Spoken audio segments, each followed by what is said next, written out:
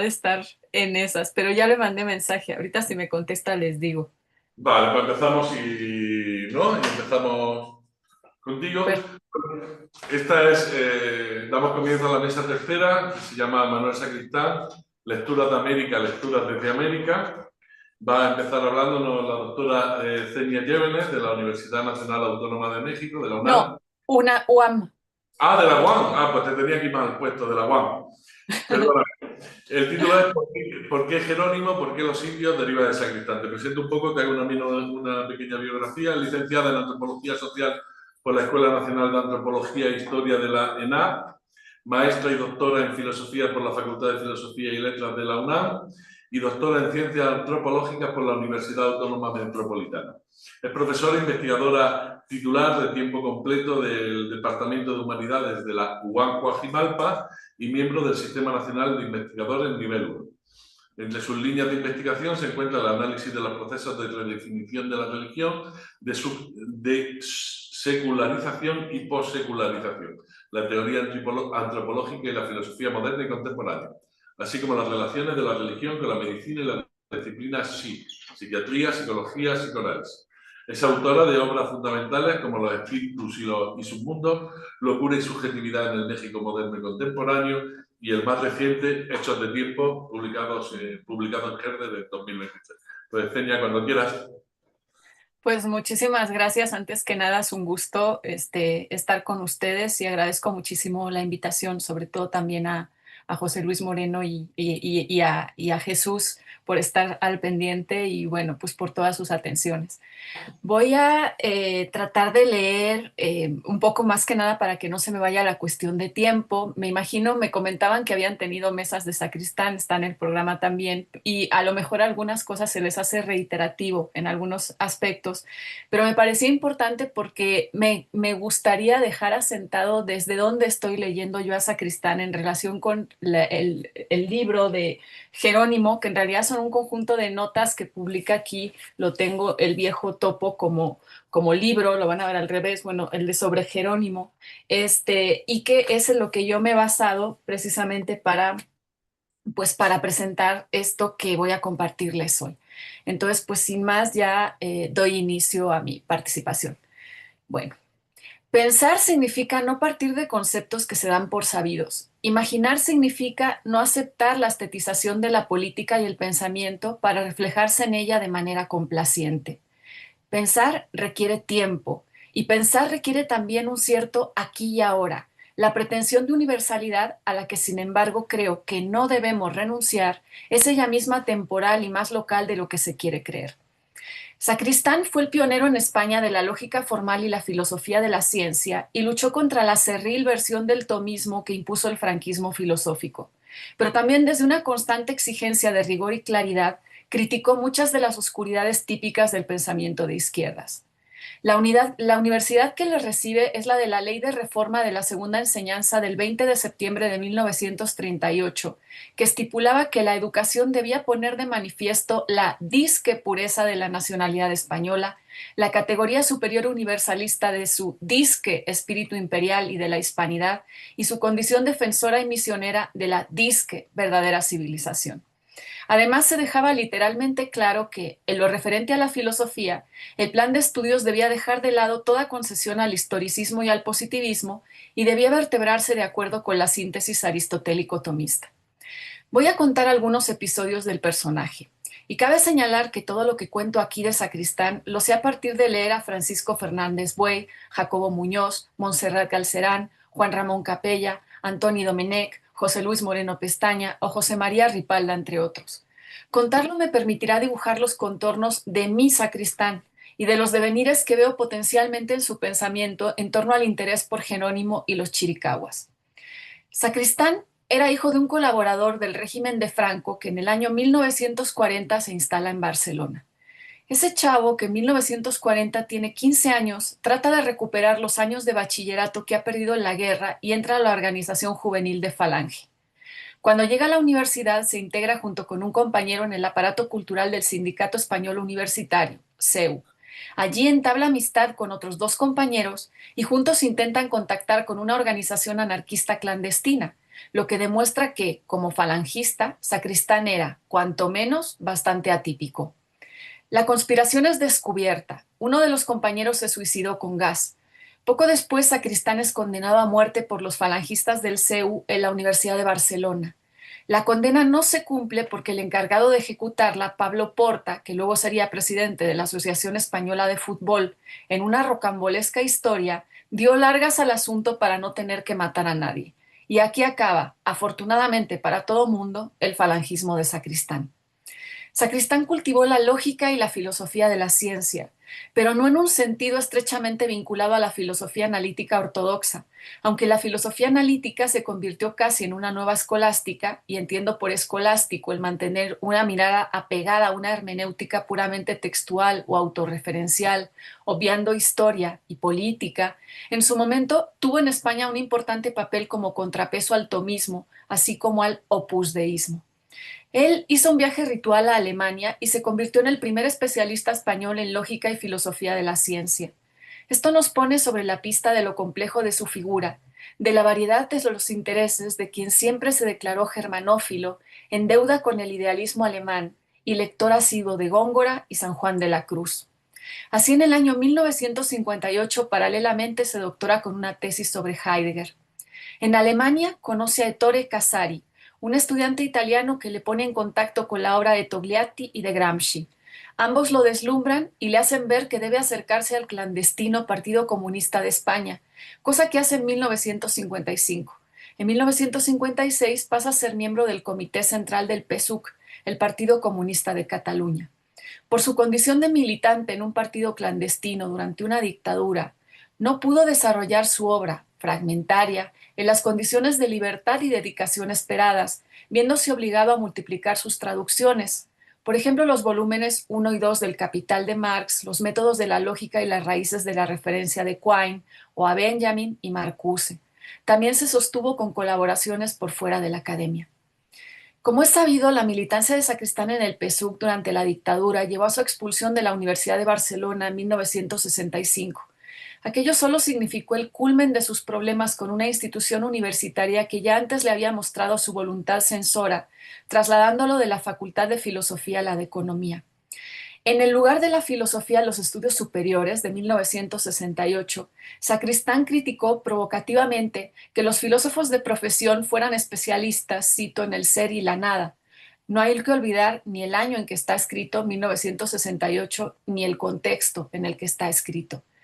Critica además que no dominaran saber positivo alguno, lo que dificultaba la correcta transmisión de las complejas cuestiones de las que trata la filosofía.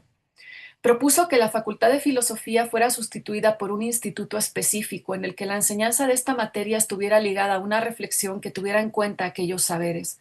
No hace falta añadir que el revuelo que armó entre todos los filósofos académicos fue tan desproporcionado que se ganó el epíteto de liquidacionista. Lo que yo entiendo, más allá de cómo se traduzca su propuesta concreta de la creación de un instituto, es que él rechazaba la idea de la filosofía como especialidad autónoma. La entendía como una reflexión crítica y totalizadora, creadora de nexos de sentido acerca de los fundamentos, los métodos y las perspectivas del saber teórico, el preteórico, la práctica y la creación.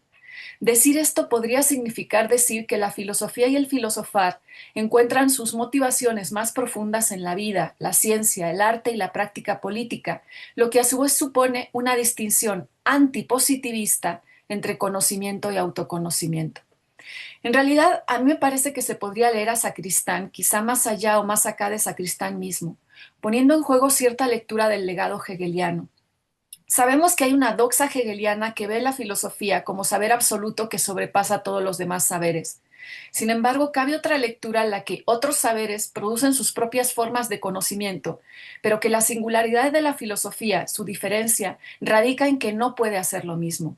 No puede constituirse y producir sus propias formas de conocimiento sin tomar rigurosamente en cuenta cómo funcionan otros saberes, lo que nos enseñan de sí mismos, sus condiciones de posibilidad, otra vez el legado del idealismo alemán, sus alcances y sus límites. Sacristán fue un gran lector de Kant. Para Sacristán, la filosofía enseña a pensar dialécticamente, esto es, de manera totalizadora, creadora de nexos de sentido y consciente y prudentemente especulativa, sin mitificaciones. La distinción entre el método de análisis reductivo de las disciplinas científicas y el procedimiento teórico de totalización, entendida en este sentido, propio de la dialéctica filosófica, permite a su vez cuestionar los cuestionamientos, valga la redundancia, a la dialéctica que se hacen desde posturas positivistas o decoloniales sin tener que postularla de ninguna manera como superciencia. Me parece que hay aquí una vía, si la separamos de cierto cientificismo estructuralista, que camina paralela a lo que Althusser apuntaba con la sobredeterminación, pensada como lo que permite explicar, sí, el movimiento por el cual una contradicción prima sobre otras, partiendo de que tienen temporalidades diferentes, pero están en un mismo plano de realidad. Petruccelli Dalmaso, en su libro sobre Althusser y Sacristán, habla de las diferencias y semejanzas entre ellos. Y yo me pregunto, ¿qué pensaría Sacristán hoy de un materialismo aleatorio o materialismo del encuentro, no como una filosofía marxista, sino como la mejor filosofía que algunos, yo incluida, pensamos para el marxismo, en una tradición que incluye a Demócrito, Epicuro, Lucrecio, Maquiavelo, Hobbes, Spinoza, el Rousseau del segundo discurso, Marx, Heidegger, Wittgenstein, Benjamin o Derrida. En cualquier caso, la reflexión crítica de la autonomía y separación de la filosofía llevó a Sacristán a rescatar la relevancia específicamente filosófica de autores como Einstein, Levi-Strauss, importante como veremos en sus notas sobre Jerónimo, o Thomas Mann. Uno de mis problemas con Sacristán está, sin embargo, en la frase necesitamos la ciencia para salvarnos de la ciencia. Esta frase de Bertrand Russell tiene mucho que ver con el uso repetido que el propio Sacristán hacía de un verso de Hölderlin. En el lugar del peligro puede estar también la salvación. Yo creo que el lugar del peligro no es solo uno y no es solo ese que, quizá además, apunta a otros. Hay que prestar más atención. Ciertamente en cualquier sociedad, si uno analiza la realidad naturalizando su modo de hacer, tenderá a no ver o a no poder explicar determinados fenómenos o a explicarlos solo de cierta manera. En este sentido, un atractivo crucial de los apaches para Sacristán es precisamente que se ven libres de la deformación característica de la civilización capitalista, la enajenación de los seres humanos con respecto a sí mismos. Él pone un ejemplo en el que critica a los antropólogos que no lo han sabido ver así, al referir cómo cuando muere alguien, los chiricahuas practican lo que ha sido visto como un ritual de profilaxis contra los muertos y los fantasmas. Degollan a los caballos, regalan las pertenencias del muerto, lo entierran con sus armas. Para él, centrar todo en esta profilaxis contra los fantasmas impide ver que lo que está en escena es una comunidad sin clases que trata de impedir la acumulación y el individualismo posesivo. La ceguera de los antropólogos al respecto se ha debido, señala, a la sumisión ideológica al mundo de la propiedad privada que impide ver en el ritual apache el eco o expresión de una base social no articulada por la propiedad privada. Hay, sin embargo, dos precisiones que me gustaría apuntar aquí y que Sacristán no advierte. En primer lugar, cualquier regalo que se da también debe ser recibido. ¿Quién o quiénes reciben las pertenencias del muerto cuando se regalan? El don no necesariamente impide el establecimiento de jerarquías, al contrario, a veces las promueve. Cabría preguntarse si es el caso de los apaches en quienes Sacristán reconoce una jerarquización incipiente. Por supuesto, hay que aclarar, no toda jerarquización es capitalista. En segundo lugar, con respecto a su aseveración de que los apaches se ven libres de la deformación característica de la civilización capitalista, es decir, de la enajenación de los seres humanos con respecto a sí mismos, hay que recordar que en su Economía del Don de 1925, Marcel Mauss analiza las economías de Melanesia y de los indios de América del Norte, pero para Mauss no es solo en el capitalismo donde las personas se conciben como cosas. La economía del don muestra que las personas y las cosas están mutuamente implicadas entre sí en todas partes. Aunque estas interconexiones e imbricaciones son universales, adoptan formas particulares. Mauss lo acepta como una condición social dada. Hay una lectura de Marx, sin embargo, que parece defender el ideal de la persona adquisitiva con poder absoluto sobre las cosas, una visión que no difiere mucho de la de los pensadores liberales, como ya lo argumentó Dumont. Por supuesto, esto es discutible, ya que asimismo se podría desarrollar la idea marxista de que los seres humanos nos transformamos a nosotros mismos mediante nuestro compromiso constitutivo con la naturaleza y las cosas. El problema no es, a mi entender, que las personas y las cosas estén mutuamente implicadas entre sí en todas partes, sino la forma particularmente autodestructiva que esta implicación adopta en el capitalismo. Volvamos brevemente al asunto de la ciencia. Es cuestión de justicia señalar que Sacristán destacaba las intervenciones de Bukharin en el Congreso de Londres de 1931 y más integralmente los análisis de Gramsci sobre la importancia de un enfoque dialéctico que permitiera analizar la ciencia tomando en cuenta los múltiples planos de la cultura y la evolución histórica también de las ideas. El marxismo de Sacristán no era teoricista o cientificista, sino político. Fernández Buey dice que tenía algo así como el alma dividida entre la admiración por la razón y la inteligencia y la admiración por la capacidad ético-política de la resistencia ante el mal social. Siempre y en todas circunstancias tuvo definitivamente con los de abajo, con los que no tienen nada, con los proletarios, con los humillados, con los ofendidos, con los desgraciados. Esta es una constante en su vida sin la que no se podría entender por qué un personaje al que todos conocemos como marxista y comunista tuvo tanto interés por la obra de Simone Weil, una de las pocas intelectuales de la época que se dio cuenta de que la desgracia del mundo no solo es producto de la lucha de clases. El concepto que a él más le llama la atención de Weil es el de arraigo. Weil lo entiende como la necesidad más fundamental y a la vez más ignorada del ser humano, y se opone al desarraigo causado por la injusticia y la dominación. Weil define el arraigo como la capacidad de cierto sentido de pertenencia, de responsabilidad, de conexión con el pasado y el futuro, algo crucial, como veremos, en el acercamiento de Sacristán a los apaches. Sacristán mantuvo una posición polémica frente al progresismo trágico marxista, es decir, frente a la idea de que la historia siempre progresa por sus peores lados, de que los momentos felices de la humanidad son páginas en blanco de la historia universal. Marx creyó durante la mayor parte de su vida que el capitalismo es un sistema de destrucción creativa. Solo abandonó esta postura en su vejez, cuando se hizo mucho más crítico y se desprendió totalmente de la visión del progreso histórico.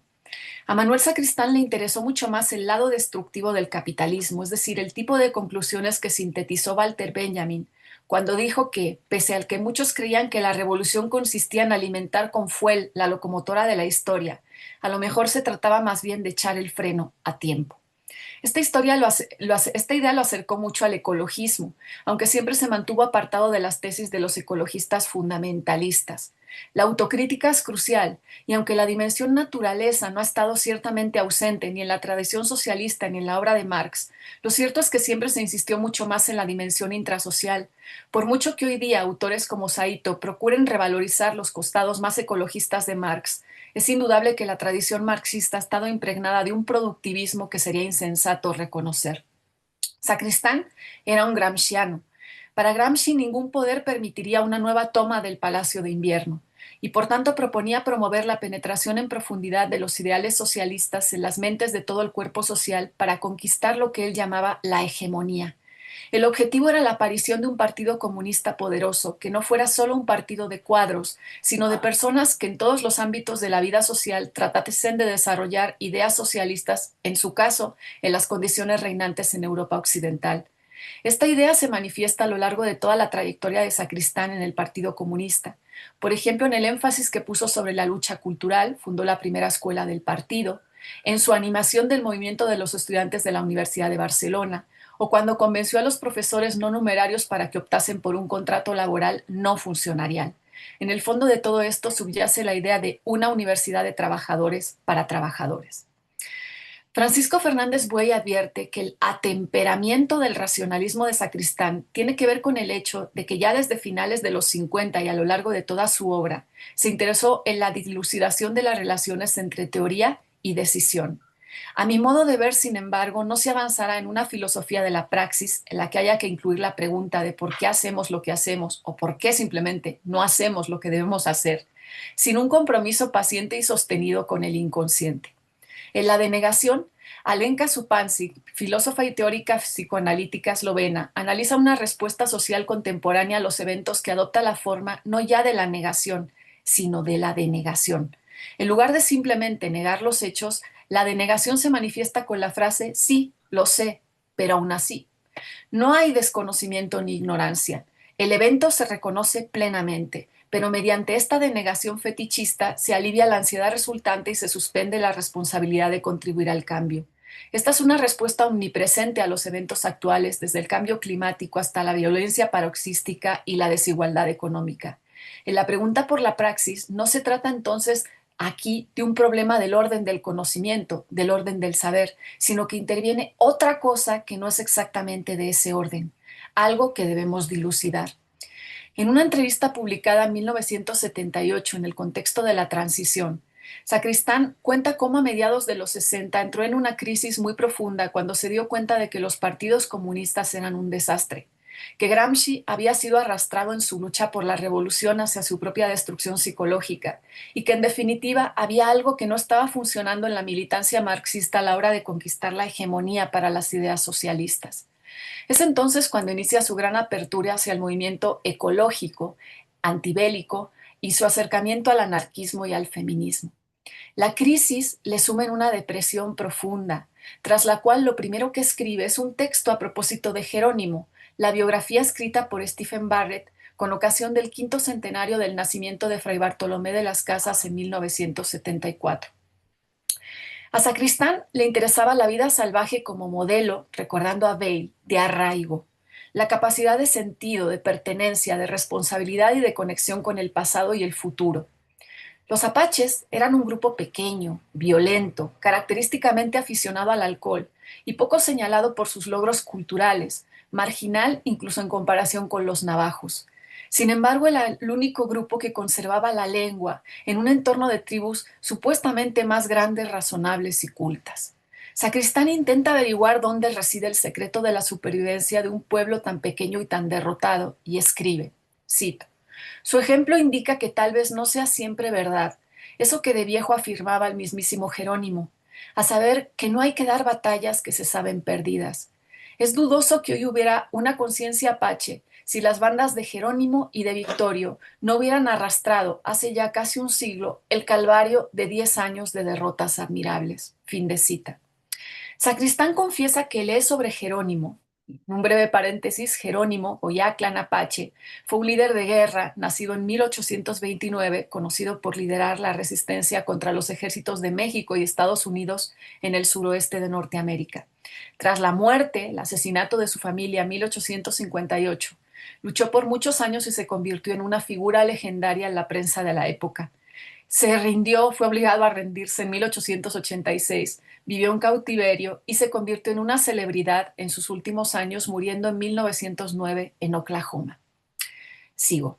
Sacristán lee sobre Jerónimo, decíamos, al mismo tiempo que se interroga sobre Baader-Meinhof, la fracción del Ejército Rojo, un grupo terrorista de izquierda radical alemán de los años 70, del que además él publica una antología de los escritos de Ulrike Meinhof, y tiene como frente a esto una postura, yo diría, bastante cuidadosa, una postura bastante de una comprensión real, donde intenta ir a la raíz de este fenómeno y de la aparición de esta fracción terrorista del Ejército Rojo, sin negar al mismo tiempo pues su extremismo, ¿no? Dice algo interesante, que ve en este grupo el negativo de la locura satisfecha de los partidos comunistas occidentales.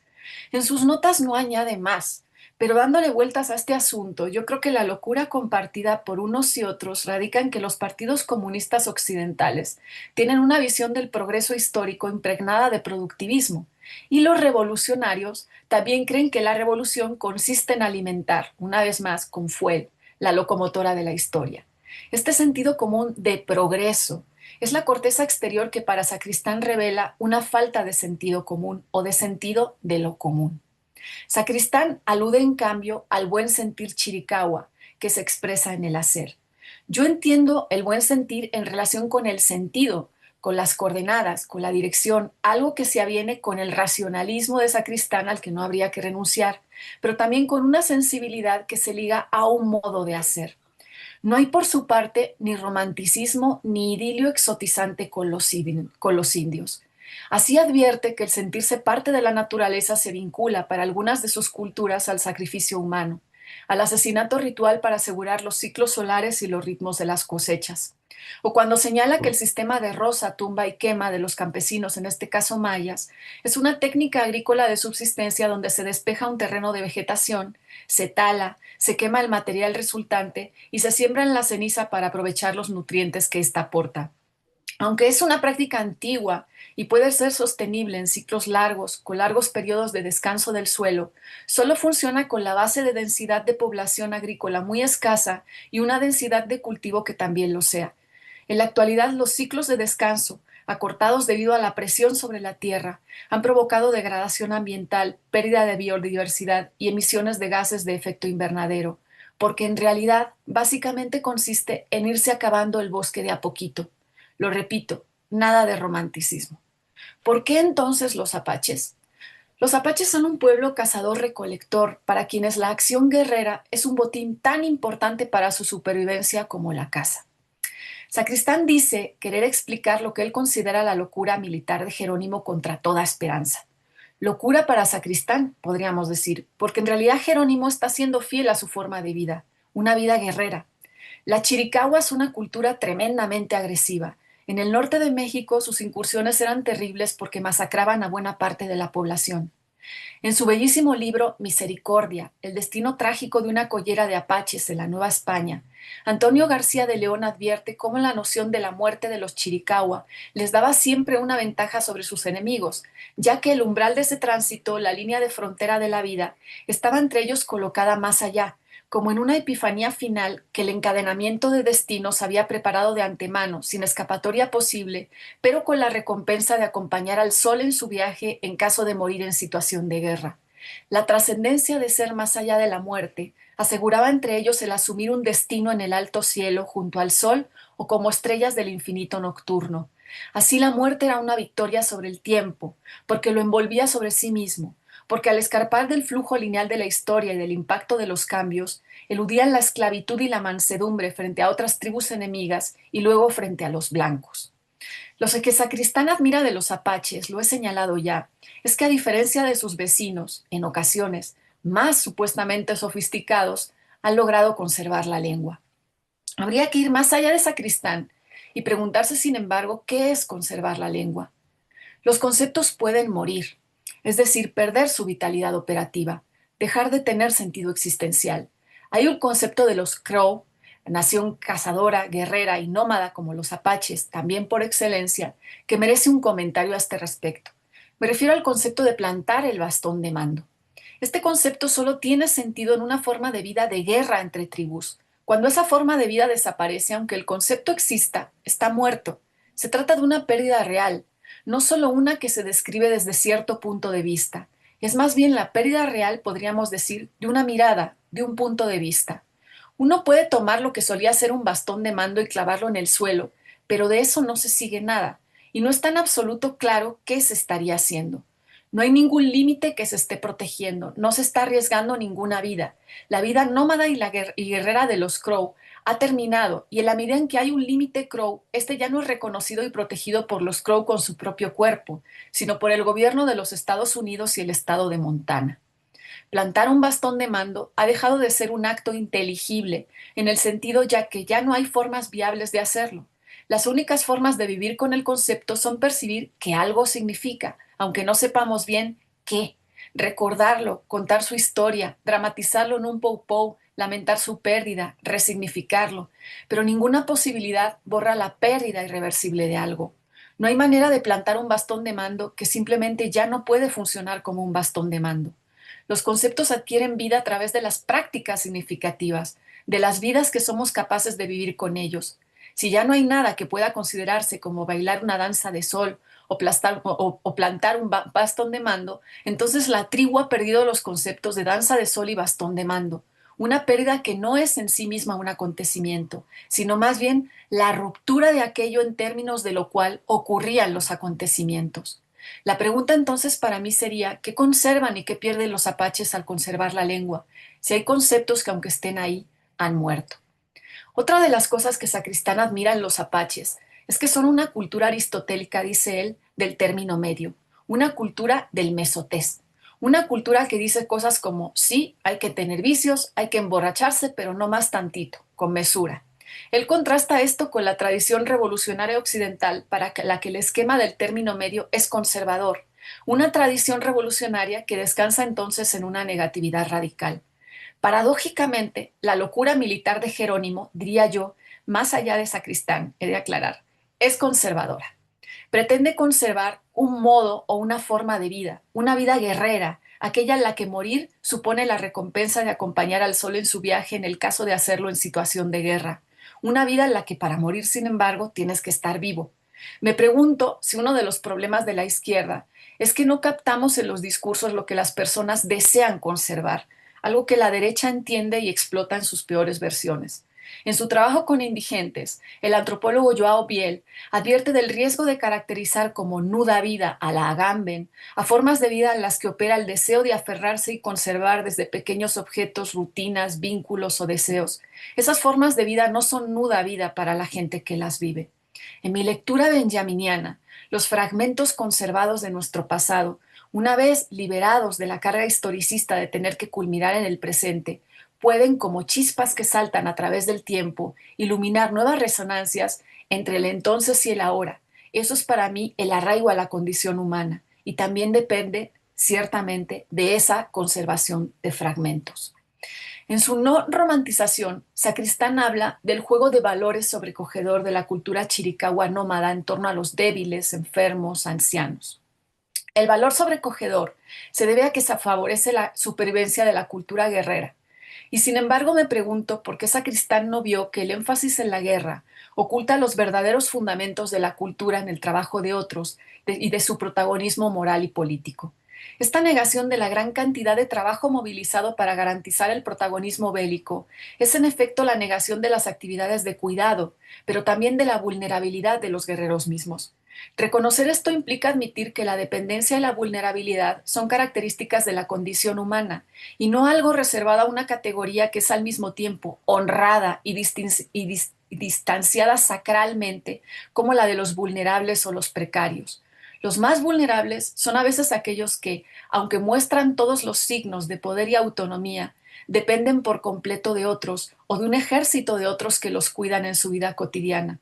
El cuidado surge, de hecho, cuando nos preguntamos quién ha garantizado nuestro funcionamiento diario. ¿Quién preparó la habitación, recogió la basura, ordenó la casa?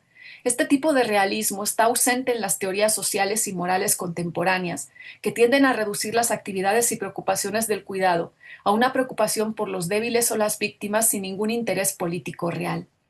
El cuidado es para mí simplemente la atención, otro término de Simone Weil, a la vida humana, en el sentido tanto de prestar atención como de llamar la atención sobre una realidad cotidiana. El hecho de que las personas cuiden de los demás, se preocupen por ellos y de este modo garanticen el funcionamiento cotidiano del mundo. El hecho también de que sin este trabajo, pues el cuidado también, pero no solo aclaro, es trabajo, toda la vida cotidiana se ve socavada, colapsando como lo hizo ante los ojos de todos durante la pandemia de la COVID-19 y ahora con otras crisis. El cuidado es político, exige, pero una vez más, no solamente una valorización real de las profesiones asistenciales. Hay que pensar en la organización del trabajo y en las instituciones de cuidado. Esta valorización, sin embargo, es en sí misma inseparable y de una transformación de nuestra mirada, de nuestra perspectiva filosófica, de nuestra atención hacia la vida, porque la falta de consideración por estas actividades está firmemente arraigada en una jerarquía de acciones humanas, una división moral y sexual de las tareas. El cuidado simplemente nos recuerda que necesitamos a los demás para satisfacer nuestras necesidades primordiales. Este incómodo recordatorio puede estar en el origen del malentendido sobre el cuidado reducido a una preocupación por los débiles o a una versión ingenua o condescendiente de la caridad. La realidad de la dependencia es también una conciencia de nuestro vínculo constitutivo con el entorno. Como resultado, la vulnerabilidad ya no se refiere estrictamente a la categoría de vulnerable de los seres humanos. Puede extenderse a lo no humano. La vulnerabilidad animal, por supuesto, pero también la vulnerabilidad de todo lo que en la naturaleza es frágil y requiere atención. La biodiversidad, la calidad del agua, el clima. El descuido del cuidado condena a una sociedad a ignorar la fuente de su propia perpetuación, un lujo que el marxismo de ninguna manera se puede permitir. Entre los apaches chiricahuas, la división sexual del trabajo hace que las mujeres se ocupen de la recolección, de moler granos, preparar la comida diaria y conservar los alimentos. Son hábiles artesanas que crean intrincados cestos, elaboran y curten pieles de animales como venados y conejos para producir ropa, herramientas y otros enseres innecesarios para la vida. Tienen la responsabilidad principal del cuidado de los niños y las tareas. La división sexual del trabajo asigna roles y responsabilidades distintos, pero complementarios en la sociedad apache. La sociedad, de hecho, es a menudo matrilineal, lo que otorga a las mujeres una posición de respeto e influencia. Sin embargo, ellas solo son visibles cuando en esta complementariedad de roles participan en la guerra. Para la conservación de la lengua no solo es necesario dar la pelea, la defensa bélica, lo es también, le diría yo a Sacristán, que haya quienes vivan y quienes precisamente se hayan encargado de sustentar la vida y transmitir modos de ser en el mundo, los modos de ser en el mundo de quienes obtienen la recompensa de acompañar al sol en su viaje en caso de morir en situación de guerra. Al discutir sobre el etnocidio y el genocidio, Sacristán lo explica como producto del choque cultural. A partir de la distinción de Levi-Strauss, señala que podemos pensar en sociedades calientes y frías. Las calientes son las sociedades de cambio, las que tienen historia. Las sociedades frías son aquellas basadas en el supuesto, y subrayo supuesto, de la inmutabilidad. Según la tesis de Levi-Strauss, cuando una sociedad fría choca con una caliente, la ruina de la primera es segura. A la muerte cultural, el etnocidio, sigue la muerte física, el genocidio. Atinadamente Sacristán discute esta hipótesis. Hay sociedades que asimilan fuerzas productivas o instrumentos de producción de la cultura invasora con la que chocan.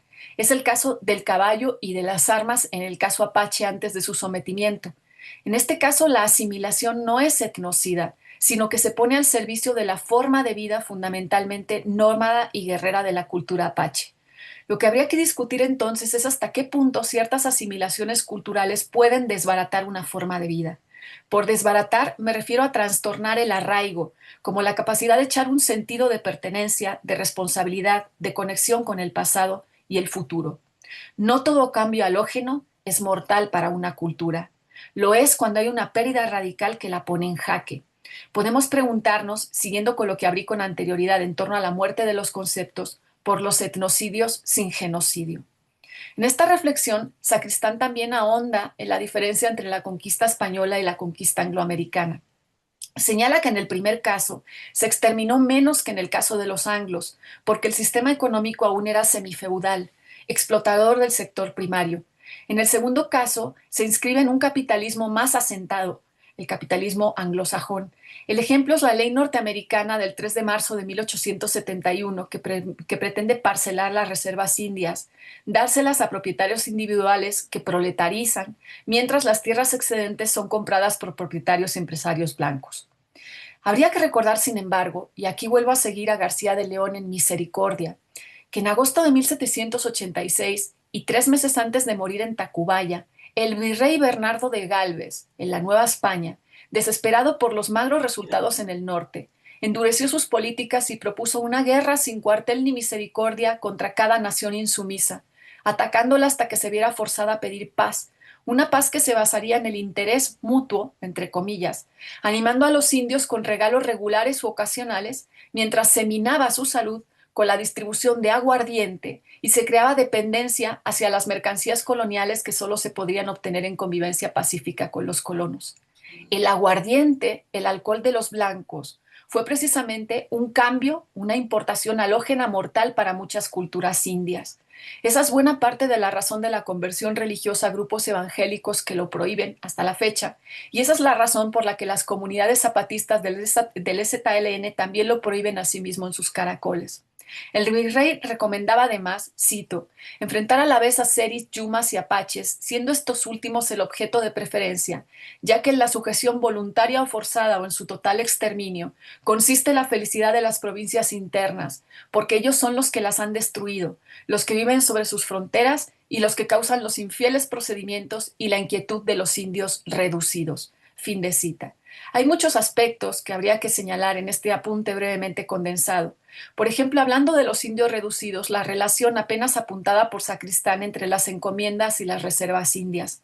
Sin embargo, creo que el análisis cojeará o será reduccionista, a no ser que incorpore la historia, la cultura, la religión, la economía, la geopolítica, en toda su complejidad, ambigüedad y matices. La sobredeterminación altuseriana podría contribuir aquí a proporcionar aportes significativos.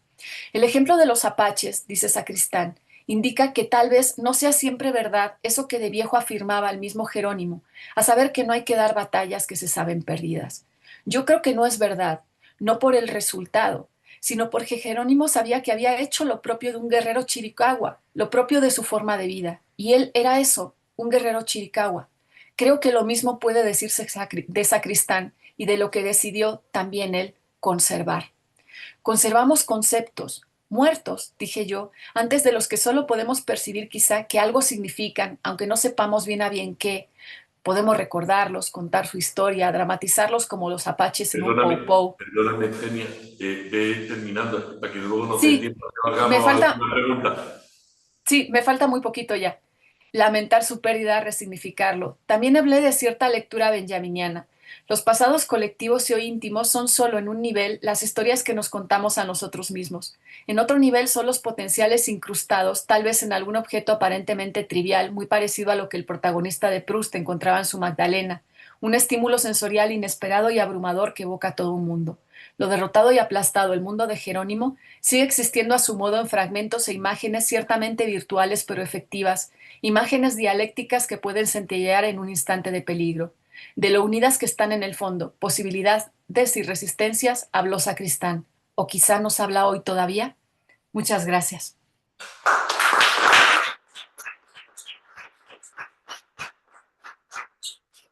Bueno, pues después de esta magnífica y tristemente interrumpida por mi intervención de Cenia, justo cuando iba a terminar, me he adelantado, pues bueno, nos acompaña, y me alegra mucho tenerla aquí también, a Diana Fuentes, la presento mínimamente, filósofa marxista y feminista formada en la UNAM. Actualmente se desempeña como profesora investigadora de tiempo completo en la Universidad Autónoma Metropolitana, pero en este caso en la unidad Xochimilco, en el Departamento de Política y Cultura. Sus líneas de trabajo e investigación incluyen la filosofía política, el marxismo, la teoría crítica y el pensamiento crítico en México, y en relación con esta ha publicado numerosos artículos. Forma parte del comité directivo de la Asociación Gramsci México, habiendo contribuido notablemente al pensamiento sobre el autor en el contexto filosófico mexicano, como atestigua la coordinación del reciente libro de Gramsci en México, publicado por la Universidad Autónoma Metropolitana en 2020 junto a Máximo Modonesi. Y el título que tenemos de su intervención es Gramsci, lectura e interpretación de Manuel Sacristán. Pues Diana, cuando quieras estamos deseosos de escucharte. Muchísimas gracias y muchísimas gracias por la invitación. Me da mucho gusto estar por acá con ustedes de esta forma virtual.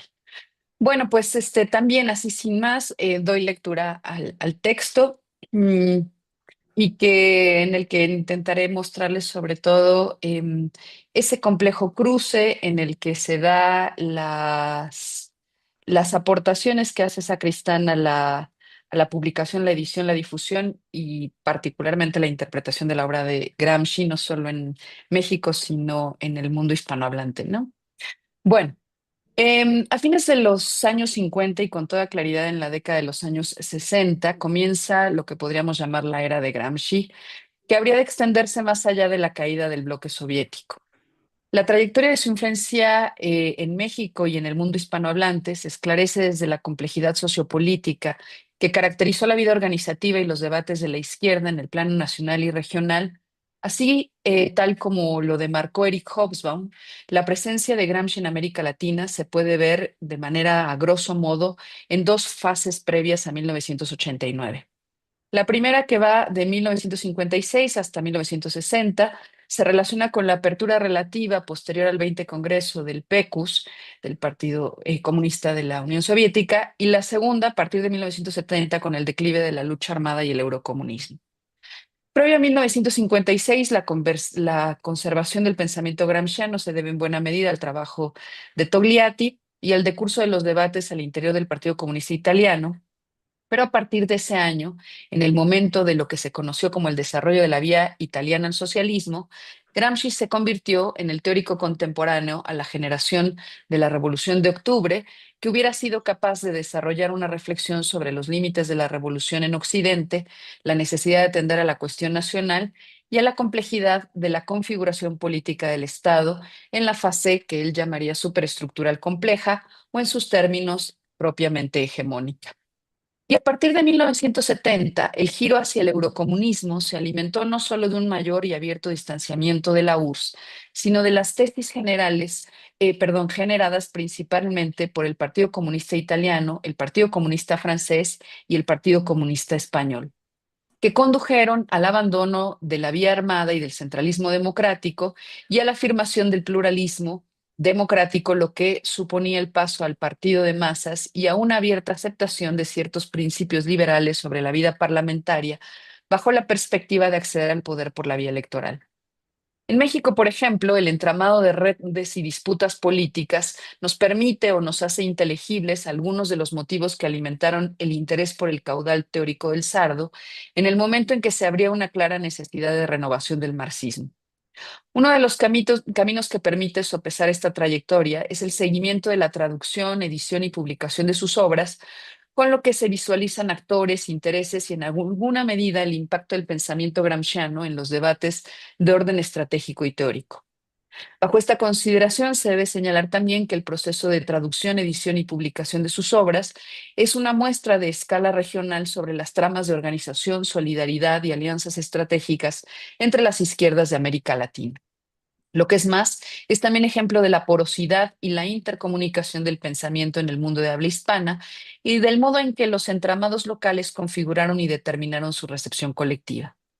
Así, contrario a cierto prejuicio que insiste en que hay tradiciones intelectuales que solo han exportado temas, autores, conceptos y problemáticas del mundo europeo, la trayectoria de la difusión del pensamiento gramsciano muestra cómo ha sido desde la complejidad local y sus condiciones de posibilidad que la obra del comunista italiano fue recibida e interpretada.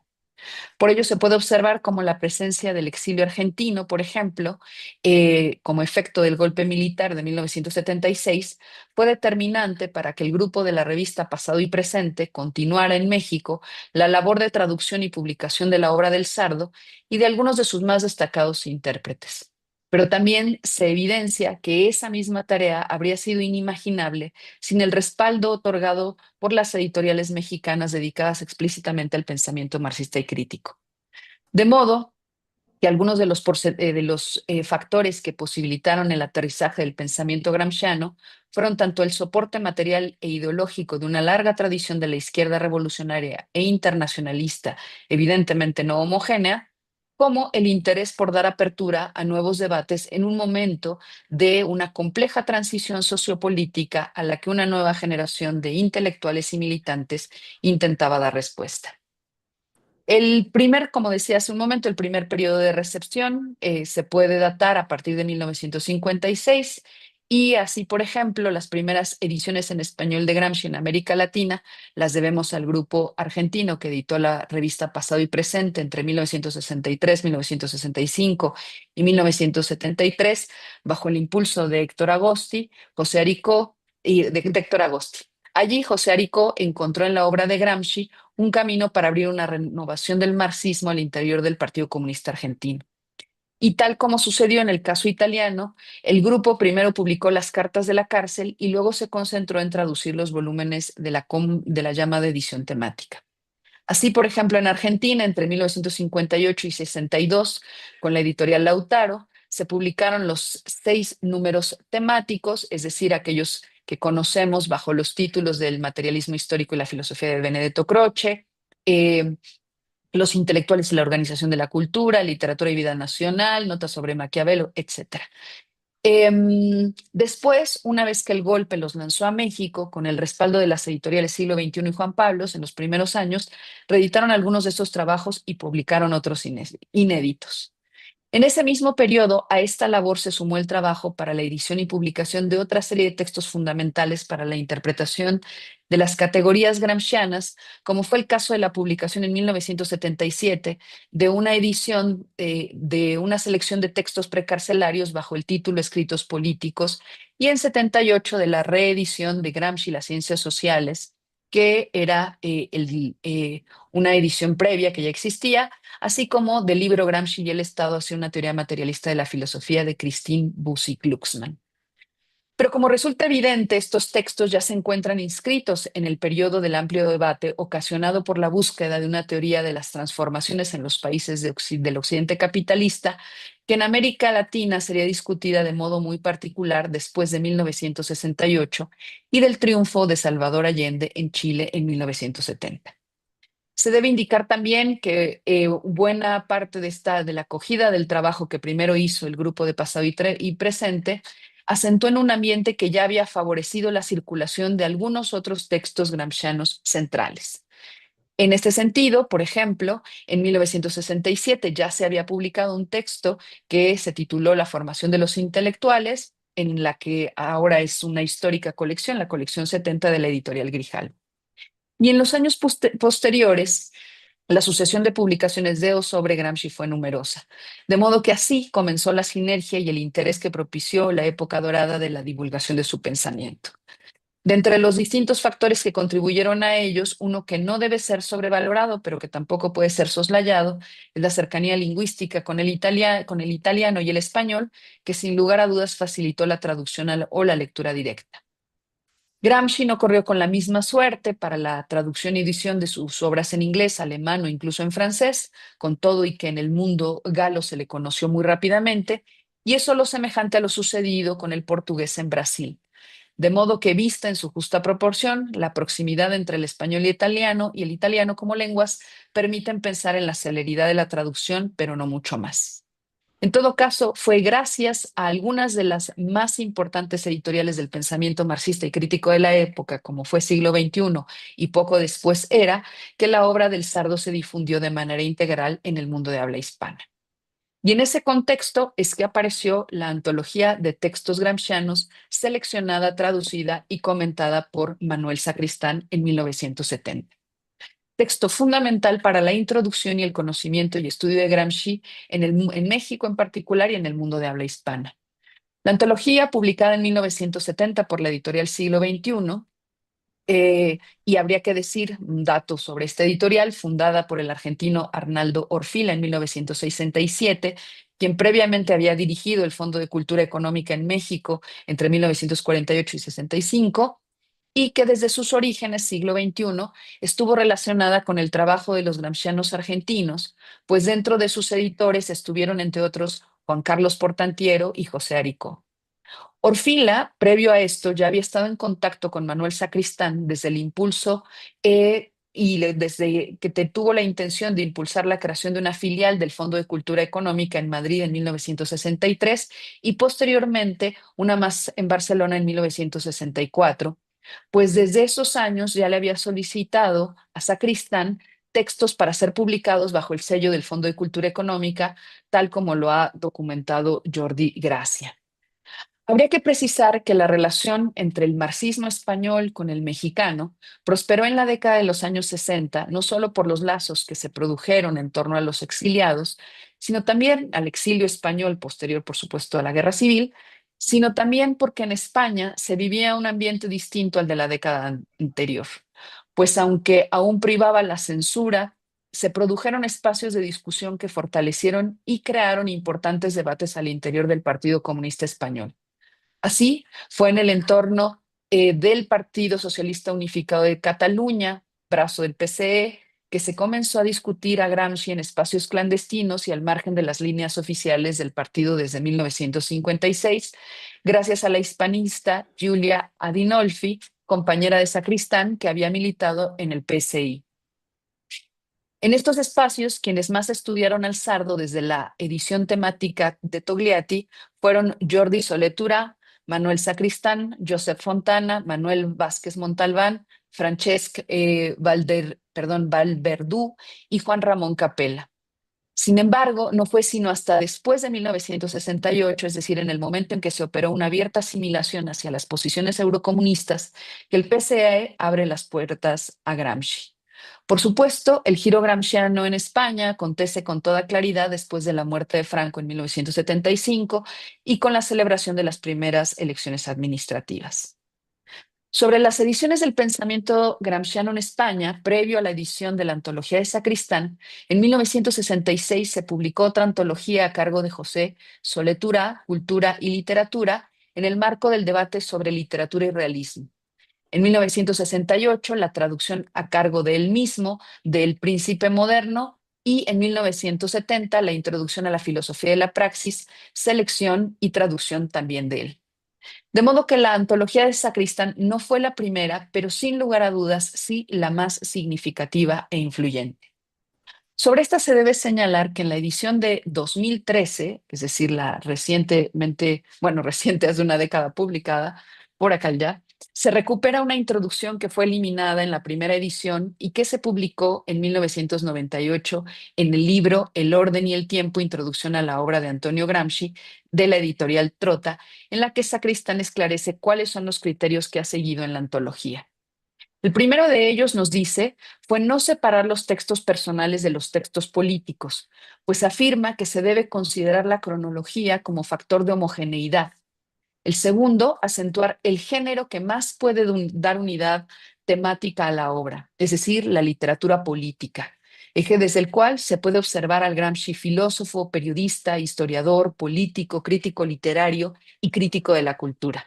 Y advierte, lo cito: el criterio en el que se basa esta antología es la intención de presentar al lector una imagen concreta, puesto que no puede ser completa de la obra de Antonio Gramsci, entendiendo por obra lo producido y lo actuado, el fruto del poien, del producir, y del pratien, conducir y hacerse. Esta intención no se inspira principalmente en el deseo de reconstruir la individualidad de Antonio Gramsci, sino en la necesidad de pasar por encima de las clasificaciones académicas tradicionales cuando se quiere entender el pensamiento revolucionario. Así, hasta ahí la cita, bajo el criterio cronológico se agrupan textos de los años precarcelarios publicados en L'Ordine Nuovo, las cartas de la cárcel y algunos de los textos de los cuadernos, de modo que se presenta un abanico muy amplio de la obra de Gramsci. La selección además va acompañada de las notas de Sacristán, con las que se introdujo también a modo de aparato crítico algunas ideas para facilitar la comprensión y la referencia de los textos. Se debe destacar, o hago una suerte de paréntesis para quienes no están familiarizados con la difusión del pensamiento de Gramsci, que los cuadernos de la cárcel concentran las aportaciones teóricas más destacadas del italiano escritos entre 1929 y hasta mediados de 1935. Sin embargo, su estudio directo y completo no fue posible sino hasta 1975, fecha en la que Valentino Yerratana publicó con la editorial Einaudi, bajo el título Antonio Gramsci, Cuadernos de la Cárcel, edición crítica del Instituto Gramsci, la primera versión completa de estos manuscritos acompañada con un vasto aparato crítico. Esta, desde entonces, es conocida como la edición crítica y es la referencia de buena parte de las traducciones del italiano a otras lenguas, así como de buena parte también de los estudios gramscianos de las últimas décadas. Previa a esta edición, la obra de Gramsci fue publicada parcialmente tomando los apuntes del periodo carcelario que se seleccionaron y agruparon por argumentos o temas homogéneos, sin respetar la secuencia cronológica de su redacción. El primer ejemplar de esta selección comenzó con el materialismo histórico y la filosofía de Benedetto Croce y continuó hasta completar 6 volúmenes. En la actualidad, los títulos de estos textos, publicados entre el 48 y 1951 en italiano, resonan entre los más conocidos del autor. Y fueron los volúmenes con los que se conocieron a lo largo y ancho del mundo buena parte de su obra y de sus ideas, y que en buena medida son también el espacio del cual abrevaron las lecturas e interpretaciones sobre el legado del italiano y que proliferaron en las décadas subsecuentes. De ahí la importancia de comprender el sentido y la orientación que habría dado Sacristán a su antología, puesto que fue el primer intento en habla hispana por mostrar de modo integral, aunque ciertamente no exhaustivo, las distintas facetas del legado gramsciano, y se presentó y que presentaba algo que hoy por hoy es altamente valioso. Es decir, contrario a la edición temática que hacía exclusivamente una selección de los fragmentos de los cuadernos de la cárcel que tenían alguna relación en torno a ciertos ejes conceptuales, la decisión de Sacristán por hacer una secuencia cronológica le lleva a recuperar, como él mismo dice, la literatura política. Recupera las cartas de la cárcel, es decir, las cartas que Gramsci dirigía a distintos personajes próximos y que normalmente estaba en diálogo también con su cuñada, y también recupera textos precarcelarios y textos de ese periodo. Bueno, entonces, es un trabajo no exhaustivo, pero que tenía esta pretensión cronológica, tal como la edición crítica de Yerratana de 1975. La antología fue presentada primero en México y después fue reimpresa en offset en la sede madrileña de Siglo XXI para ser finalmente publicada allá en 1974. Se debe decir que la edición produjo algún extrañamiento para los miembros del Instituto Gramsci en Italia, pues no se había negociado previamente ningún tipo de derechos. Siglo XXI se escudó, para el caso de la edición mexicana, en una ley nacional que le permitía editar a un autor después de 30 años de su muerte. El instituto no insistió y, es decir, no pelearon los derechos de autor ni cosa parecida, y no hubo ningún conflicto en la perspectiva, pues, de establecer buenas relaciones en el futuro. Hoy, tantas décadas después, entre algunos de los estudiosos y especialistas gramscianos, se aprecia el criterio seguido por Sacristán, puesto que permite una aproximación al pensamiento del sardo con un fuerte contenido político. Tal como él mismo lo describe en la advertencia escrita en 1969, se proponía no separar completamente los textos personales de los textos públicos, sino considerar que la cronología es la más fuerte razón para que el género literario. Y dos, acentuar la temática en la que se realiza la unidad de la obra, el género literario que más puede considerar como capaz de contener aquella unidad. Ese género, dice Sacristán, es la literatura política. En él confluyen naturalmente el filósofo y el periodista y el historiador y el político, el crítico literario y el crítico de la cultura. Si bien hoy se puede decir que esta decisión no es plausible, quizá a la lectura de o a los ojos de las lecturas filosóficas del mundo de los especialistas en Gramsci, coincido yo con quienes evalúan que la despolitización que se ha hecho en muchos momentos de la obra de El Sardo se alimenta, entre otras razones, de esas lecturas segmentadas y aisladas de las categorías y conceptos con los que se interpretó el entramado político de las sociedades contemporáneas. Por ello, coincido con el espíritu de Sacristán sobre la necesidad de leer al italiano en medio del espíritu de su época y en el entramado de sus grandes debates. Pero más importante aún, me parece que sería de enorme relevancia evaluar el peso específico del gramscianismo en el giro político de las izquierdas a partir del trabajo de Sacristán, que nos muestra el impacto de estas publicaciones a fines de la década de los 60 y toda la década sucesiva, y que evidencia casi de forma inmediata que la búsqueda por una renovación del marxismo se alimentaba por los intereses de esa generación de militantes que descubrieron en Gramsci un punto de referencia para reflexionar sobre las posibilidades y los límites de los procesos revolucionarios en el contexto de una clara transformación de las correlaciones de fuerzas y las luchas de clases, no solo en Occidente, sino de forma importante en América Latina, siempre bajo la apremiante discusión sobre la presencia del imperialismo norteamericano.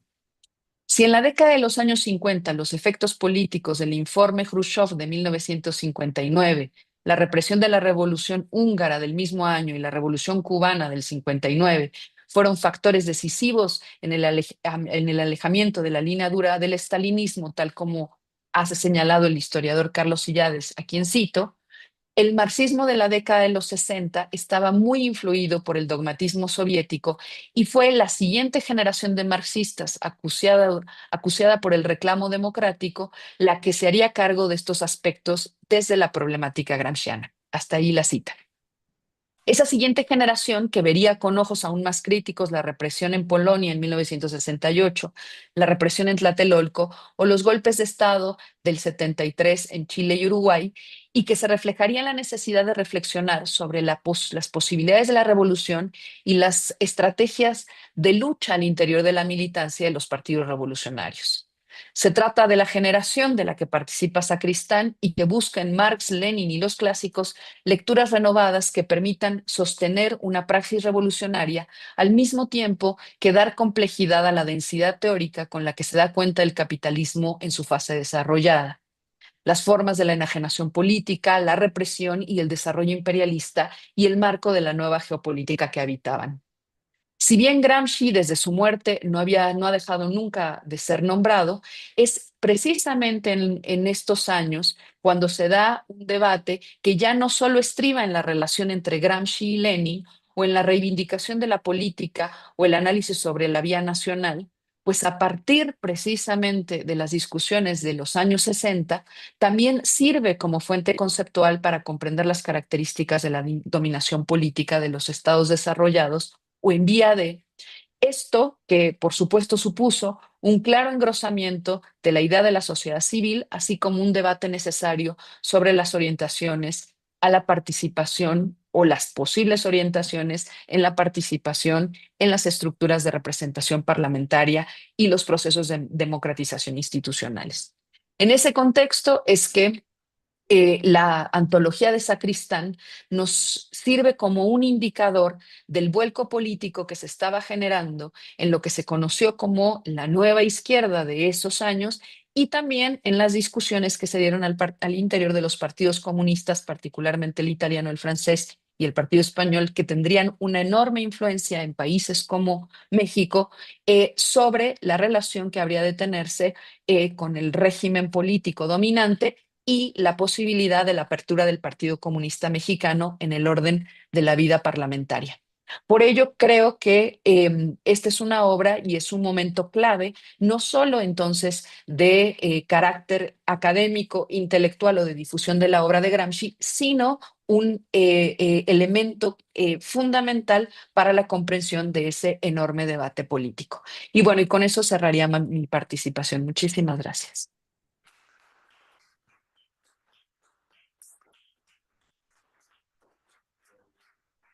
Muchas gracias, Diana.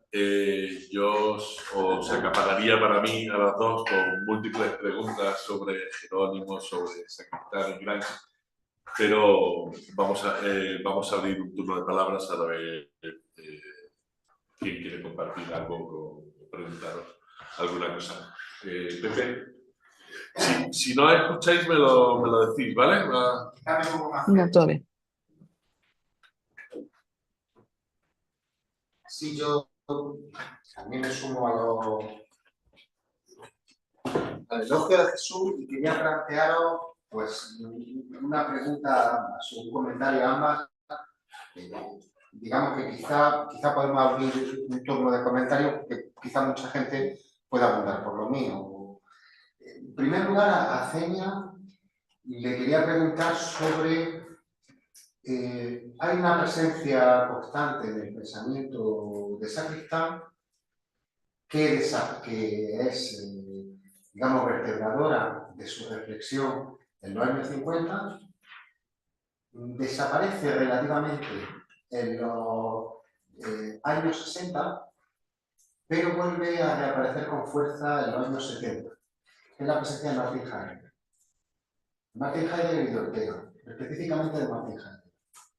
El primer sacristán, el joven sacristán, al que se acaba casi de licenciar, tiene un texto brillantísimo que se llama Verdad, Revelación y Ley, donde intenta, lo cual es absolutamente osado, hacer una lectura que vuelva compatible los desarrollos en teoría de la ciencia que ha hecho el positivismo lógico con la noción de apertura al mundo que plantea Manuel Sacristán.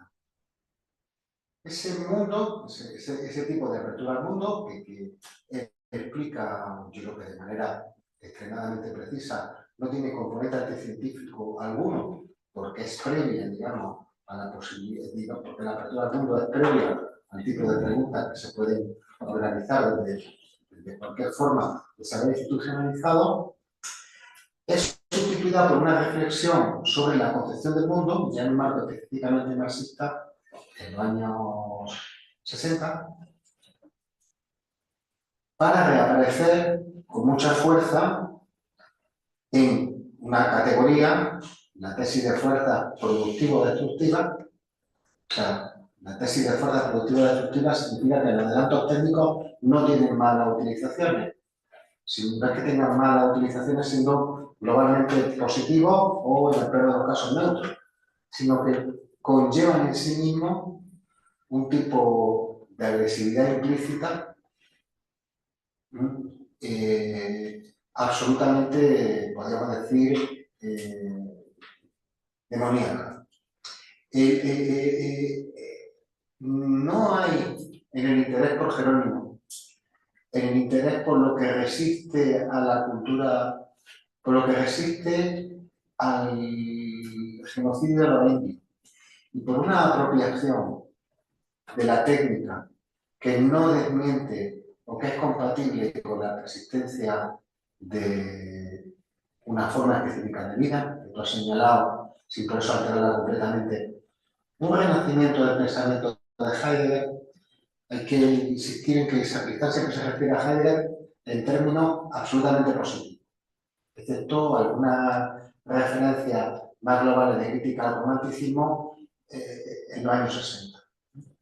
Entonces, es una pregunta que para mí es muy importante porque sería, digamos, Jerónimo capturaría intuiciones del joven Sacristán, le daría concreción histórica y haría aparecer una compañía permanente en su pensamiento, que en los últimos textos sobre ecología es particularmente evidente, que es la de Heidegger. O sea, vamos, es un comentario más que una pregunta. Lo cual demostraría, digamos, que igual que los apaches chiricahua pueden utilizar la técnica ajena sin que eso destruya su forma de vida, digamos, una matriz intelectual heideggeriana puede incorporar una reflexión marxista sin que eso la desbarate por completo o permita, o la desbarate por completo o la sitúe en una posición completamente marginal. Y respecto a lo que señala Diana, hay, en mi opinión, hay una incomprensión o una crítica extremadamente ambigua, porque en textos diferentes existen cosas diferentes, a la teoría de la ciencia del enganche. Que Sacristán considera irremediablemente idealista. Irremediablemente idealista. Aquí en este caso estamos hablando del filósofo que está más convencido, digamos, del programa de la filosofía analítica, de que existe un solo tipo de ciencia normal y el resto es pura palabrería. ¿Qué piensas tú al respecto? ¿Qué hacemos? ¿Acumulamos palabras y luego que respondan ellas dos? ¿Sí? ¿Sí? ¿Os parece bien, Ceña, Diana, que lo hagamos así? ¿Sí? Vale. Pues Pablo. Sí, me voy a acercar un poquito al mismo ancho posible. Bueno, antes de nada, agradeceros las ponencias, que ha sido una brillante. Me gustaría preguntarle a Ceña, porque en la intervención me gustaría hablar entre la comparación entre Jerónimo y bandas como la Baden-Meinhof, que ha salido por aquí, porque me ha recordado a una cita de Lukács, de Táctica y Ética, que seguro que Sacristán conocía bien, en el que se hablaba que la violencia puede ser un accidente, pero exige responsabilidades, ¿no? Y pensaba también en Merleau-Ponty, al escuchar a Feña, concretamente en Humanismo y Terror, cuando señala que la violencia, si se ejerce sin placer, puede ser expulsada de la historia. O sea, podemos estar de acuerdo, ¿no?, con esta última parte de la cita de Merleau-Ponty, pero desde luego apunta a un programa epistémico muy interesante a la hora de estudiar la violencia, si separamos entre violencia y crueldad, o sea, la violencia ejercida con placer. Leyendo el texto de Sacristán sobre Jerónimo, plantea que Jerónimo fue un guerrero, pero evidentemente mató a mucha gente, pero apenas cortó cabellera, señala uno de los pasajes. No sé si quizás por aquí esa distinción entre la violencia y la crueldad puede estar presente también en Jerónimo, y quizá estuviera entre los apaches la idea de mantener su carácter enormemente bélico, Debe de mantener ciertos umbrales, dentro, por supuesto, de una situación muy complicada, como era ese cerco que ha escrito Ceña del ejército mexicano y estadounidense, lo que les permitió evitar la degradación de su cultura. Una palabra más, ¿alguien quiere? ¿No? Pues aprovecho y os hago yo también una a cada una. Ceña, respecto a, tú lo has citado, el mesotest Apache, la incorporación, como decía Pepe, como decía José Luis, de la tecnología sin modificar la comunidad o la forma de socialización. Pero claro, a mí me rodea otra idea, que es la comparación entre modos de producción precapitalistas y capitalistas. Es decir, es como si estuvieran todos en un magma de formas de producción no orientadas al beneficio, no orientadas a la obtención de mayor plusvalía, y otras, y el capitalismo como forma distinta, ¿no? Entonces, parece ser que es, para mí, el estudio de los apaches es la pervivencia, a pesar de los pesares, de esas formas de producción no capitalistas en contacto con el capitalismo, ¿no? Entonces, esa relación respecto a Jerónimo, aparte de otras muchas cosas que te preguntaría. Y ya, Diana, aprovecho. Hablas, y es una cosa en la que yo no me había dado cuenta, de la antología de Sacristán de Gramsci, que elige un criterio cronológico y va vinculando textos personales con textos políticos. Esta mañana, mi parte de intervención hablaba de precisamente Sacristán prohíbe la publicación de una entrevista que le hacen en el 78-79, la de Guiu, precisamente porque habla mucho de sí mismo y él, ni Freud, ni pensar en sí mismo, ni esas cosas, porque todo eso está fuera de la actividad intelectual, ¿no? Entonces, yo entiendo que esa pregunta no tiene fácil respuesta y a lo mejor no la tiene, pero a mí me parece extremadamente contradictorio el plantear a Gramsci como el vínculo entre lo privado y lo político, y él absolutamente intentar esconder o enterrar esa parte privada, ¿no? Esa parte de su vida. Si hay alguien más que quiera preguntar algo, pues si no, por el mismo orden en el que lo habéis presentado, Peña, por favor, sí. Bueno, pues antes que nada, muchísimas gracias por las preguntas y los comentarios, me parecen súper sugerentes. Y bueno, lo primero en relación con Heidegger, pues estoy totalmente de acuerdo. O sea, me parece que hay un interés en Sacristán desde, sí, joven. La tesis doctoral creo que se llama Las ideas nociológicas de Heidegger, que es del 58, si no recuerdo mal. Y en este sentido me parece que sería una beta a explorar, se podría escribir algo sobre eso, este planteamiento en relación con precisamente Jerónimo, toda la cuestión de la apropiación de elementos halógenos a la forma de vida, que sin embargo que tienen que ver con tecnologías, instrumentos de producción, fuerzas de producción, que sin embargo las culturas logran, de los cuales logran apropiarse y no desbarata la forma de vida, ¿no? Podría efectivamente ser como caldo de cultivo de una reflexión sobre la técnica y sobre todo este tipo de cuestiones que ocupó al Heidegger tardío y su relación con, yo creo que ahí tiene que abrevar de la herencia fenomenológica de Heidegger, aunque no se reconozca explícitamente en sus escritos de la técnica y todo esto, pero tiene que ver con el mundo de la vida, efectivamente con la apertura de mundo y todo este tipo de cuestiones, ¿no?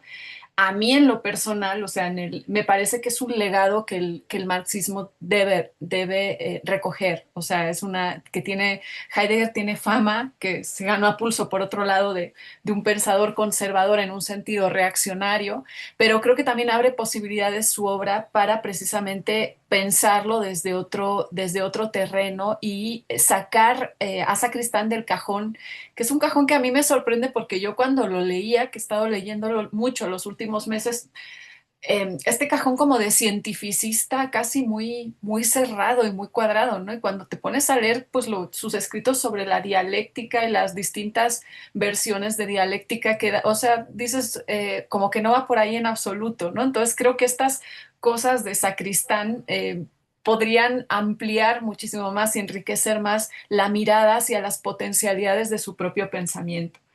Respecto a la pregunta del Baader-Meinhof, que a mí me pareció súper interesante porque yo entonces a partir de que supe esto me dediqué a leer la antología esta de Ulrike, sobre Ulrike Meinhof que se suicida en el 76, como he dicho, ¿no? Y la mirada de Sacristán, esta distinción que haces entre la violencia y la crueldad. A mí me parece además que Sacristán contempla a la figura de Ulrike Meinhof como alguien que efectivamente tiene responsabilidad, si no, no sería para empezar un sujeto, ¿no? Pero en este sentido, la violencia terrorista es algo que responde a una violencia previa, por así decirlo, ¿no? No es algo que surja de la nada, aunque esa respuesta no sea necesariamente la más lúcida en un determinado momento, ¿no?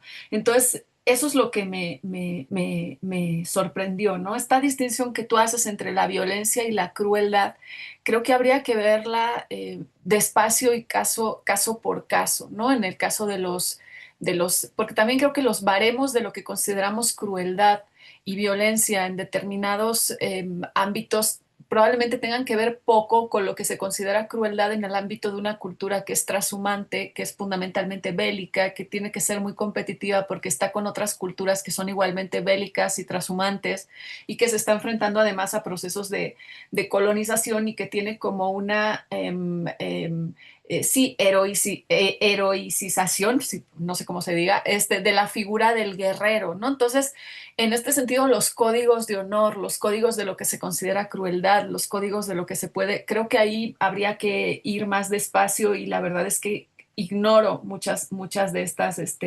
cuestiones, ¿no? Pero lo que a mí me parecía interesante reflexionar sobre esto, no oí bien la última parte de tu pregunta, así es que si me estoy saltando algo, por favor me dices, porque solo alcancé a notar esto que te estoy comentando ahorita.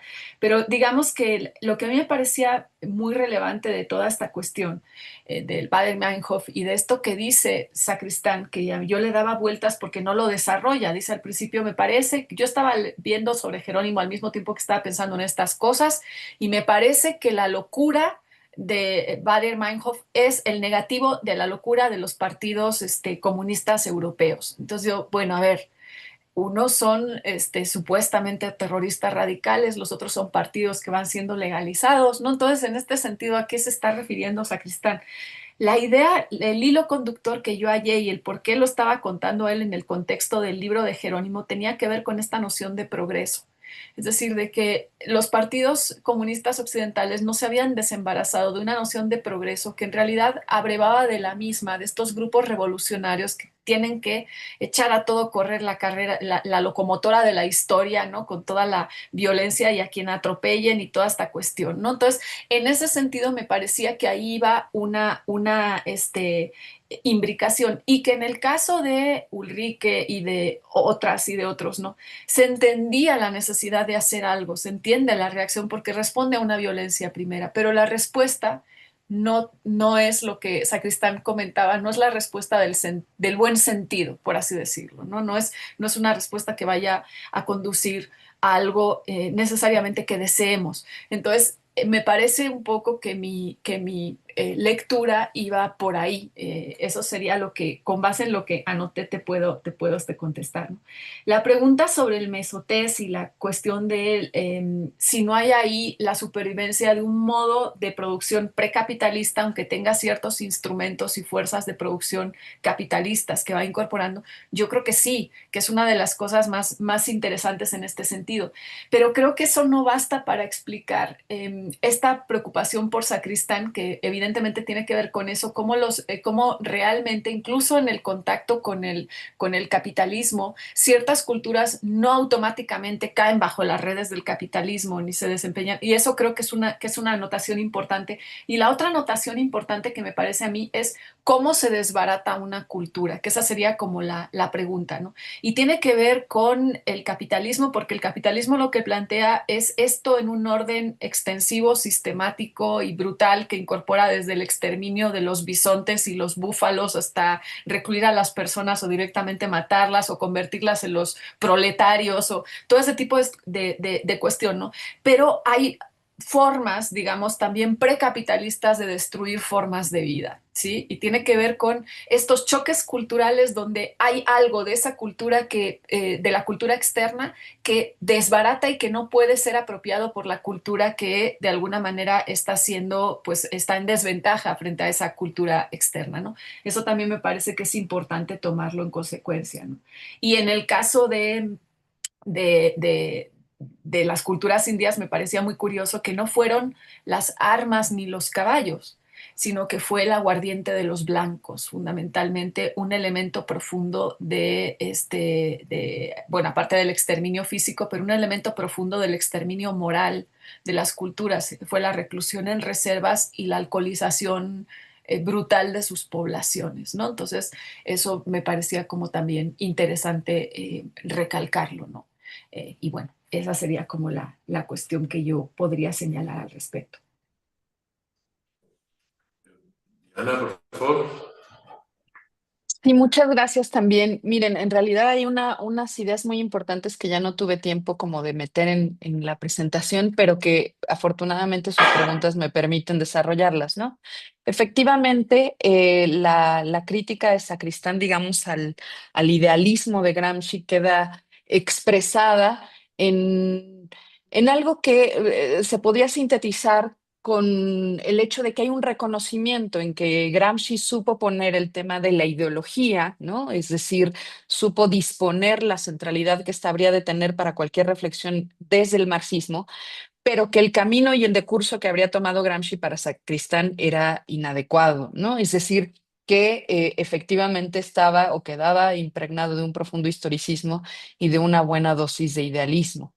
Ahora, lo interesante es que a pesar de ello, dedicara, y esto me pasa a la siguiente pregunta, todo el esfuerzo que hay detrás de la creación, por ejemplo, de esta antología y de lo que apuntaba aparentemente a ser un estudio introductorio mucho más amplio y mucho más, digamos, explícito sobre cuál sería su aproximación y su intencionalidad de intervenir en la forma en la que se estaba leyendo a Gramsci.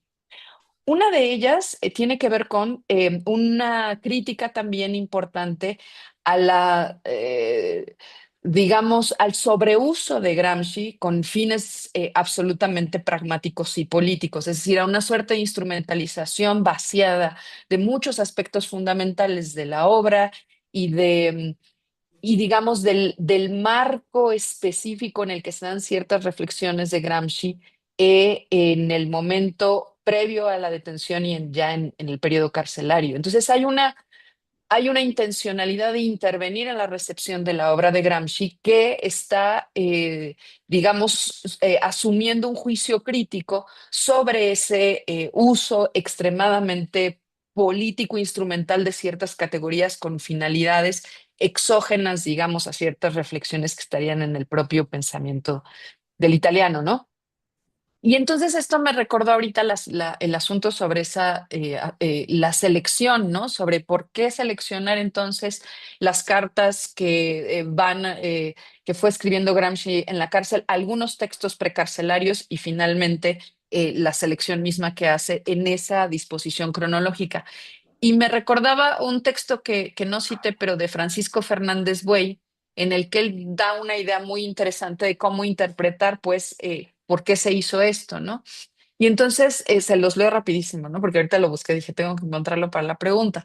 Y entonces dice que Sacristán en realidad, cuando justo en 1968 y en el marco aún de la compleja, digamos, censura, ¿no? Y de la vida clandestina del movimiento comunista en España, se mete a estudiar la vida de Gramsci, ¿no? Empieza a estudiar con mucha seriedad la vida de Gramsci y algunos de los debates que se están dando en la época. Y sobre esto dice Fernández Buey que lo que sucede es que le produjo un enorme sufrimiento el estudio detallado de la vida y de la obra de Gramsci en esas fechas tan difíciles y aún más en un país como España, en el que al estar el movimiento comunista prohibido por la dictadura franquista, ni siquiera era posible la discusión abierta entre amigos naturales de lo que estaba ocurriendo.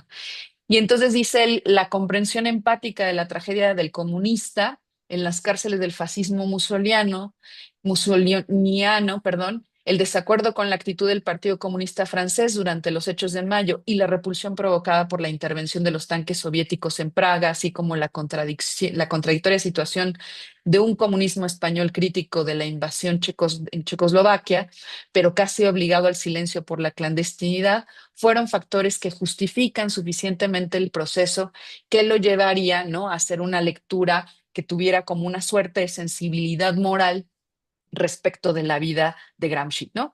Entonces, quizá, no sé si sea una respuesta, ¿no?, a esa aparente contradicción entre su propia indisposición a hablar de su vida, pero lo que sí creo que es un asunto importante es que hay una apuesta que dista mucho de lo que sucedió con otros momentos de la lectura de Gramsci. Es uno, la del Gramsci teórico político, ¿no? Funcional, lo que hizo Togliatti finalmente, funcionalizado para aproximarlo a Lenin y desde ahí justificar lo que se llamó la vía italiana al socialismo. Y la posterior, la que se inaugura a partir de Valentino Yerratana y que se conoce como la lectura filológica posterior, y que es una lectura muy academicista, muy sesuda, ¿no? Muy inmanente a los debates que se dan en el decurso de la configuración de los cuadernos. Y esta otra, que es la de Sacristán, que lo que te está poniendo es a la posibilidad de aproximarte a la figura de Gramsci a través de la inmersión efectiva en el contexto político, cultural y además vital de su tiempo, y por otra parte las discusiones de orden político expresadas ya en los manuscritos. Entonces, sin lugar a dudas también cuando uno recorre la serie de selecciones de textos que hace, también es una manifestación de una suerte de disposición para abrir ciertas discusiones que alejaran de aquello que les decía, una suerte de instrumentalización excesivamente politizada de ciertas categorías, como era el debate, por ejemplo, en torno a la hegemonía. Entonces, creo que en realidad hay una especie de mancuerna de estas cosas que sí no concede, respecto de lo que la primera pregunta, no concede al hecho de una crítica también digamos, a la forma en la que Gramsci finalmente decanta la lectura sobre la presencia y la centralidad que debería tener en las discusiones del marxismo y en las discusiones del pensamiento revolucionario la ideología, ¿no?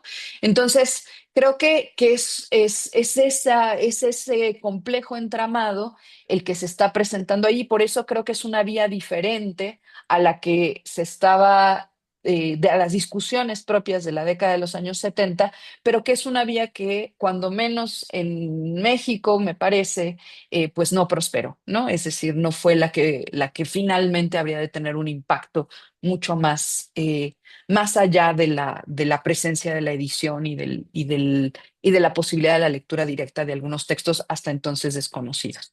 Entonces, bueno, esa sería mi respuesta. Bueno, pues muchas gracias, Tenia, muchas gracias, Diana. Ha sido un placer, yo creo, para todos nosotros que os hayáis conectado y que nos hayáis dado estas conferencias y estas respuestas a estas preguntas. A Diana nos vemos el viernes y Tenia, espero que vernos pronto también. Cortamos hasta